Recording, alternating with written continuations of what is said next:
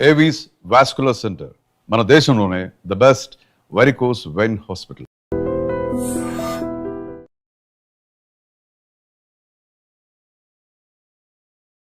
Welcome to iDream media. So BP చాలామంది ఈ సమస్యతో ఇబ్బంది పడుతూ ఉన్నారు. చిన్న వయసులోనే 20 years ఆఫ్ ఏజ్లోనే హై బీపీ అనేది ఇబ్బంది పెడుతుంది.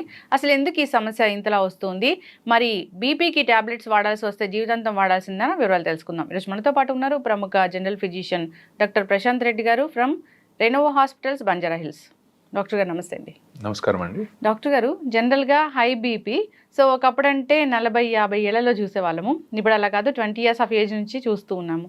అసలు ఏంటి హై బీపీ, ఎందుకు వస్తుంది? హై బీపీ జనరల్గా రావడానికి 2-3 కారణాలు ఉంటాయండి మెయిన్గా. సో జనరల్లీ ఎప్పుడైనా సరే మనము ప్రైమరీ సెకండరీ కాజెస్ అని చెప్పి చూస్తాం. సో జనరల్గా ఎసెన్షియల్ కాజెస్, ప్రైమరీ కాజెస్ ఏంటంటే మనం ఏదైతే మనం మాడిఫై చేసుకోగలుగుతామో, లైక్ మన ఒబిసిటీ కానివ్వండి, మన తినే లైఫ్ స్టైల్స్ కానివ్వండి, హై షుగర్స్, ఇలా మనం మాడిఫై చేసుకునే వాటిని మనం మాడిఫైయబుల్ రిస్క్ ఫ్యాక్టర్స్ అంటాం. సో ఈ రిస్క్ ఫ్యాక్టర్స్ ఏవైతే మనం మాడిఫై చేస్తామో దాంతో మనం బీపీని తగ్గించుకోవచ్చు. కొన్ని నాన్ మాడిఫైయబుల్ రిస్క్ ఫ్యాక్టర్స్ అంటాం. దాంట్లో మన జీన్స్, జెనెటిక్ కానివ్వండి, కిడ్నీ డిసీజ్ కానివ్వండి, లేకపోతే ఇంకేదైనా ఇతరత్ర మన బాడీలో ఉన్న ఆర్గన్స్ ప్రాబ్లమ్స్ ఉన్నప్పుడు దాన్ని నాన్ మాడిఫైయబుల్ రిస్క్ ఫ్యాక్టర్స్ అని తీసుకుంటాం. దానివల్ల బీపీ వస్తే మనం కంట్రోల్ చేయలేమా? ఇప్పుడు మాడిఫైయబుల్ రిస్క్ ఫ్యాక్టర్స్ ని మనం రోజువారీ మన లైఫ్ స్టైల్ మాడిఫికేషన్స్ చేసుకుంటే, లైక్ కరెక్ట్ ఫుడ్ తినడము, తక్కువ షుగర్స్ తినడం, టైం కి తినడం లాంటివి చేసుకుంటే జనరల్ గా ఏ ఏజ్ లో అయినా మన బీపీని కంట్రోల్ చేసుకునే ఛాన్స్ ఉంటుంది. అదే మన జెనెటిక్ ఫ్యాక్టర్స్ లేదా ఏదైనా ఆర్గన్ డిసీజ్ వల్ల వచ్చేవి మాత్రం దానికి సంబంధించిన మెడిసిన్స్ వాడి దాని పరంగా మనం తగ్గించుకోవడం జరుగుతుంది. ఓకే, అంటే ఇప్పుడు మాడిఫైబుల్ రిస్క్ ఫ్యాక్టర్స్ అంటాము. సో దాని వల్ల వచ్చే బీపీని మనం పూర్తి స్థాయిలో తగ్గించుకోవచ్చు, టాబ్లెట్స్ కూడా మానేయొచ్చా? మోస్ట్ ఆఫ్ ద టైమ్స్ అండి. ఇప్పుడు యంగ్ పీపుల్ జనరల్గా ఇప్పుడు మనం తీసుకుంటే ఎక్కువగా లేటెస్ట్గా 30 నుంచి 35 years వాళ్ళకు కూడా హై బీపీ లాంటివి చూస్తూ ఉంటాం. దానికి మెయిన్ కారణం మన లైఫ్ స్టైల్ అండి. అంటే హై కార్బోహైడ్రేట్స్ లేకపోతే ఫ్యాట్ ఉన్న ఫుడ్ ఎక్కువగా తినడము, అసలు ఎక్సర్సైజ్ అనేది చేయకపోవడము, ఇలాంటి హై సాల్ట్ ఫుడ్ తీసుకోవడం. సో ఇవన్నీ మనం కట్ డౌన్ చేసుకుంటే 100లో 90% of the people definitely tablet లేకుండా ఉండొచ్చు. ఓకే, ఎస్ డాక్టర్ గారు. సో ఈ ఏదైనా కిడ్నీ ఇష్యూస్ వల్ల లేదా ఇతర ఆర్గన్ డ్యామేజ్ అవ్వడం వల్ల లేదా జెనెటికల్గా అన్నారు, అది వచ్చింది, సో వాళ్ళు లైఫ్ స్టైల్ చేంజ్ చేసుకున్నారు, సో బీపీ అనేది కంట్రోల్లో ఉంటుందా? పూర్తి స్థాయిలో తగ్గించుకోవడానికి ఛాన్స్ అనేది ఉండదా? ఉంటుందండి, అలానే ఏం లేదు. 50% ఆఫ్ ద పీపుల్లో ఇఫ్ ఒకవేళ మనం ఎర్లీగా డిసీజ్ ని కనుక్కున్నట్టయితే, మనం ఒకవేళ లైఫ్ స్టైల్ మాడిఫికేషన్స్ చేసుకుంటే డెఫినెట్లీ మనము యంగ్ ఏజ్ లో డెఫినెట్లీ మనము టాబ్లెట్ లేకుండా ప్రయత్నం చేయొచ్చు. కాకపోతే ఏంటంటే వాళ్ళు ఫ్రీక్వెంట్ గా ఫాలో అప్ లో ఉండాలి. సో అప్పుడు మనం ఏంటంటే ఏ మాత్రం బీపీ పెరిగినట్టు అనిపించినా వాళ్ళని మెడిసిన్ మీద స్టార్ట్ చేసుకోవాలి. ఓకే, ఎస్ డాక్టర్ గారు, అసలు బీపీ లెవెల్స్ అంటే ఏది హై బీపీ, ఏది నార్మల్ అంటారు? జనరల్ గా మనము అమెరికన్ హార్ట్ అసోసియేషన్ అనే వాళ్ళది గైడ్ లైన్స్ ప్రకారం బీపీ అనేది తీసుకుంటాము. సో అందులో ఎప్పుడైనా 120/80, అంటే మనం అందరం బీపీ చూసిన వాల్యూ చెప్తూ ఉంటారు. పైంది సిస్టాలిక్ అని, కింది డయాస్టాలిక్ అని అంటాము. సో 120/80 కంటే ఎక్కువ వెళ్తుంది అంటే పేషెంట్కి బీపీ వచ్చే లక్షణాలు స్టార్ట్ అవుతున్నాయని అర్థం. సో 140/80 కంటే ఎక్కువ వెళ్ళింది అనుకోండి, కంపల్సరీ దాన్ని మనం బీపీ కిందే పరిగణిస్తాం. ఈ మధ్యలో 120 నుంచి 130 మధ్యలో, 130 నుంచి 140 మధ్యలో ఉన్న వాళ్ళని స్టేజ్ 1, స్టేజ్ 2 కింద పరిగణించి వాళ్ళకి మెయిన్ గా ఈ లైఫ్ స్టైల్ మాడిఫికేషన్స్ చేసుకోండి, మీకు టాబ్లెట్స్ అవసరం లేదు అని చెప్తాం. 140/80 కంటే ఎక్కువ ఉన్న వాళ్ళకి మాత్రం టాబ్లెట్స్ వాడమని స్టార్ట్ చేయమని చెప్తాం. ఓకే, కొందరికి ఓన్లీ డయాస్టలిక్ మాత్రమే ఎక్కువగా ఉంటుంది కదా డాక్టర్ గారు, అది డేంజర్ అంటారా? డయాస్టాలిక్ జనరల్ గా ఎక్కువయ్యేది మన లోపల ఏదన్నా ప్రాబ్లం ఉన్నప్పుడు అవుతుందండి. మెయిన్ గా కిడ్నీ డిసీజెస్ లో, లేకపోతే థైరాయిడ్ ఉన్న వాళ్ళలో, ఇలాంటి వాళ్ళు, ఒబిసిటీ ఉన్న వాళ్ళలో, లేదా sleeping disorders problem, obstructive sleep apnoea అంటాం, ఇలాంటి వాళ్ళలో జనరల్ గా మనం డయాస్టాలిక్ బీపీ కూడా ఎక్కువ అవడం చూస్తుంటాం. It's more dangerous than this systolic BP ఎక్కువ. సో దానికి కంపల్సరీ మెడిసిన్ వాడాల్సిందే. ఓకే, డయాస్టాలిక్ ఎక్కువ ఉన్నప్పుడు డయాస్టాలిక్ 90 కంటే ఎక్కువ ఉంటే మేము డెఫినెట్లీ ఫస్ట్ మెడిసిన్ అడ్వైస్ చేస్తాము, ఆ లైఫ్ స్టైల్ మాడిఫికేషన్స్ తో పాటు. ఒకవేళ తగ్గుతుంది అనుకుంటే మెల్లిగా మెడిసిన్ ని డిస్కంటిన్యూ చేస్తాం. ఓకే డాక్టర్ గారు, అసలు ఈ బీపీ 140/80 ఉంది, సో అలాంటి వాళ్ళు ఉప్పు ఎక్కువగా తినడం లేదా కొన్ని రకాల ఆహార పదార్థాలు ఎక్కువగా తినడం వల్ల బీపీ ఫ్లక్చువేట్ అవుతుంది, హై అవుతుంది అంటారు, సో అవి ఏంటంటారు? మెయిన్గా సాల్ట్ అండి. సాల్ట్ ఇంటేక్ ఎప్పుడైనా సరే తక్కువగా ఉండాలి. ఇప్పుడు కొంతమంది తినాల్సిన దానికంటే మోతాదుకు మించి సాల్ట్ తీసుకుంటారు. సో ఫస్ట్ అది కట్ డౌన్ చేయాలి. దాంతోపాటు హై కొలెస్ట్రాల్ ఉన్న ఫుడ్ని ఎప్పుడైనా కట్ చేయాలి. కొలెస్ట్రాల్ ఎక్కువ అవుతే మన బ్లడ్ వెళ్ళేది తక్కువ స్పీడ్లో ఎక్కువగా వెళ్తుంది. సో ప్రెషర్ అనేది పెరుగుతూ పోతుంది. సో హై కొలెస్ట్రాల్ ఉన్న ఫుడ్స్ కానీ హై సాల్ట్ ఉన్న ఫుడ్స్ కానీ అవాయిడ్ చేసుకుంటే డెఫినెట్లీ మనం ఒక 5 to 10 డిఫరెన్స్ చూడొచ్చు బీపీలో. ఖచ్చితంగా డాక్టర్ గారు. సో డాక్టర్స్ టాబ్లెట్స్ ప్రిస్క్రైబ్ చేశారు. సో ఏ టైంలో, అంటే ప్రతిరోజు ఒకటే టైంలో వేసుకోవాలా, ఎప్పుడైనా టైం మారితే ఏమైనా ప్రాబ్లమా? సో టాబ్లెట్ వేసుకున్నామా లేదా అని మర్చిపోయి ఇంకో టాబ్లెట్ వేసుకుంటే ఏం జరుగుతుంది? జనరల్గా మన బాడీకి ఒక లైఫ్, మనకి ఎలా అయితే లైఫ్లో ఒక క్లాక్ లాగా ఉంటుందో మన బాడీకి కూడా ఒక క్లాక్ ఉంటుందండి. ఆ క్లాక్ ప్రకారమే మన హార్మోన్స్ రిలీజ్ అవ్వడము, మరి పని చేయడం లాంటివి ఉంటాయి. సో అందుకే జనరల్గా either mornings or evenings we advise. So either morning before 9 o'clock అట్లా లేదా 10 o'clock లోపు, ఈవినింగ్స్ అది అడ్వైస్ చేస్తాం. సో టైం ప్రకారం తీసుకుంటే ఏంటంటే మన బాడీకి సర్కేడియన్ రిథమ్ అని ఉంటుంది, దానికి బాడీకి అడ్జస్ట్ అయ్యి టాబ్లెట్ సరిగ్గా పనిచేస్తుంది. టాబ్లెట్ సరిగ్గా తీసుకోకపోవడం అంటే కొంతమంది ఒక రోజు తీసుకుంటారు, 2 రోజులు తీసుకోరు, మళ్ళీ తీసుకుంటారు. సో దానివల్ల మోర్ డేంజర్ దాని టాబ్లెట్ తీసుకోకపోవడం.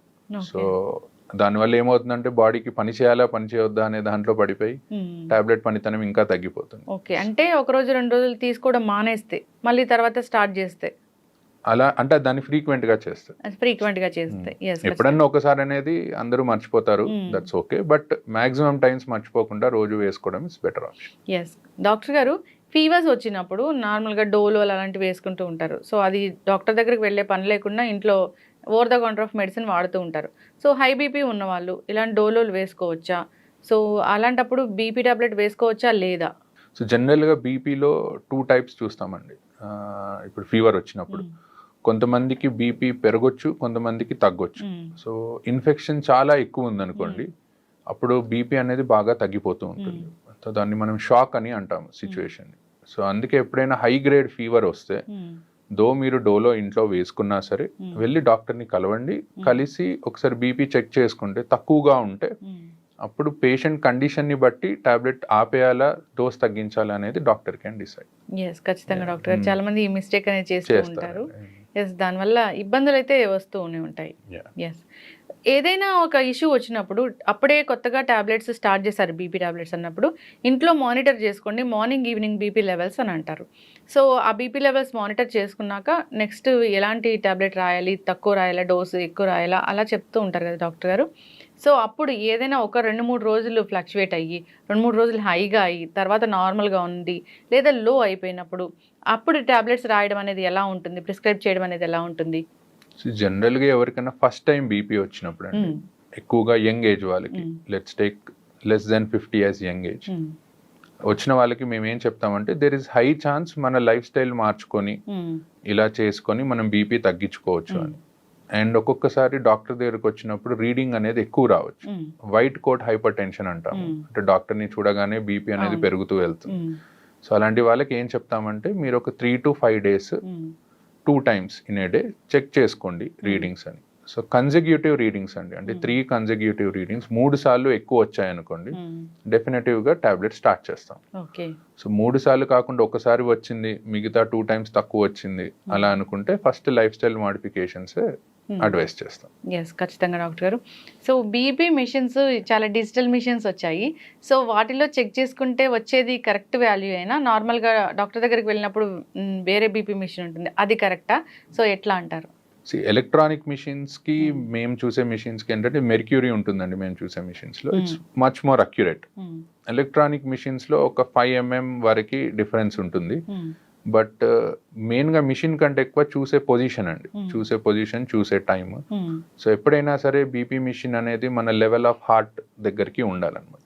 సో ఎవరన్నా కూర్చొని బీపీ చూసుకుంటున్నారు అనుకుంటే బీపీ మిషన్ ఒక టేబుల్ మీద పెట్టి మన హార్ట్ లెవెల్లో ఉండేటట్టు, పడుకున్నప్పుడు మన పక్కన హార్ట్ లెవెల్లో ఉండేటట్టు చూసుకోవాలి. సో అలా చూసుకుంటే 90% ఆఫ్ ద టైమ్స్ రీడింగ్స్ కరెక్టే వస్తాయి. అండ్ మీరు అన్నట్టు దీనికి అండ్ మనం ఇంట్లో చూసుకునే ఎలక్ట్రానిక్ మిషన్స్కి ఒక 5 mm వరకు డిఫరెన్స్ ఉంటుంది. అండ్ బోత్ హ్యాండ్స్లో కూడా మీరు ఒకవేళ చూసినా at the same time 5 to 10 mm of HG difference అనేది ఉంటుంది. ఎస్, ఖచ్చితంగా డాక్టర్ గారు. ఏదైనా కానీ ఈ బీపీ వచ్చినప్పుడు జాగ్రత్తలు తీసుకోవాలని కోరుకుందాం. చాలా మంది ఫాలోఅప్స్ కూడా వెళ్ళరు, సంవత్సరాల తరబడి అదే మందులు వాడుతూ ఉంటారు. సో అలా వాడటం కూడా డేంజరే కదా డాక్టర్ గారు? యా అండి, most important thing is follow up అండి. సో బికాజ్ ఏంటంటే కొన్ని టాబ్లెట్స్ కొన్ని కండిషన్స్లో డిస్కంటిన్యూ చేస్తాం. సపోజ్ ఒక 50-year పర్సన్కి మనం టాబ్లెట్ స్టార్ట్ చేసాం అనుకోండి, బై 60 years వచ్చేసరికి ఆయనకి వేరే ఏదైనా కాంప్లికేషన్ ఏదైనా ఉండొచ్చు. ఏజ్ పరంగా కిడ్నీ ప్రాబ్లం ఉండొచ్చు, డయాబెటీస్ వచ్చి ఉండొచ్చు, హార్ట్ ఇష్యూ వచ్చి ఉండొచ్చు. అలాంటప్పుడు ఆ టాబ్లెట్ కంటిన్యూ చేయాలా డిస్కంటిన్యూ చేయాలా అనేది మేము కండిషన్ని బట్టి మారుస్తూ ఉంటాం. సో ఫ్రీక్వెంట్ ఫాలోఅప్స్, ఎక్కువగా కుదరకపోయినా అట్లీస్ట్ ఒక 3 to 4 monthsకి ఒక్కసారి డాక్టర్ని వెళ్ళి కలవడం, ఏం టాబ్లెట్స్ వాడుతున్నారో చూడడం, అండ్ ఫ్రీక్వెంట్గా కిడ్నీ చెకప్ అనేది ఒకటి చేయించుకుంటూ ఉంటే బెటర్. బీపీ ఉంటే కిడ్నీ కూడా ఫెయిల్ అవుతుందని చెప్తారు కదా డాక్టర్ గారు? యా, జనరల్గా ఏంటంటే ఏ బీపీ కానివ్వండి, డయాబెటీస్ కానివ్వండి, మన బాడీలో కిడ్నీని, హార్ట్ని, ఐస్ని ఒకవేళ ఎక్కువగా ఉన్నాయి అనుకోండి లెవెల్స్, డ్యామేజ్ చేస్తూ ఉంటాయి. సో ఇవి లాంగ్ టర్మ్గా బాడీలో మనకి ఎర్లీ ఏజ్లో బీపీ వచ్చినట్టయితే లాంగ్ టర్మ్గా కాంప్లికేషన్స్ వచ్చే ఛాన్స్ ఎక్కువగా ఉంటుంది. కానీ మనం ఫ్రీక్వెంట్గా ఒకవేళ చెకప్ చేయించుకొని టాబ్లెట్స్ కరెక్ట్గా వాడితే మాత్రం మోస్ట్ ఆఫ్ ద టైమ్స్ ఎవరికి కిడ్నీ డిసీజెస్ అనేవి రావు. బీపీ పేషెంట్స్ తీసుకెళ్ళినప్పుడు డాక్టర్స్ అడుగుతూ ఉంటారు, బ్లర్ విజన్ ఏమైనా ఉందా మీకు అని. అది ఎందుకు డాక్టర్ గారు? బేసికల్గా హైపర్టెన్సివ్ రెటినోపతి అని అంటామండి. అంటే హై బీపీ ఉండడం వల్ల ఐస్ డ్యామేజ్ అవుతూ ఉంటాయి, ఆ రెటీనా అనేది డ్యామేజ్ అవుతూ ఉంటుంది.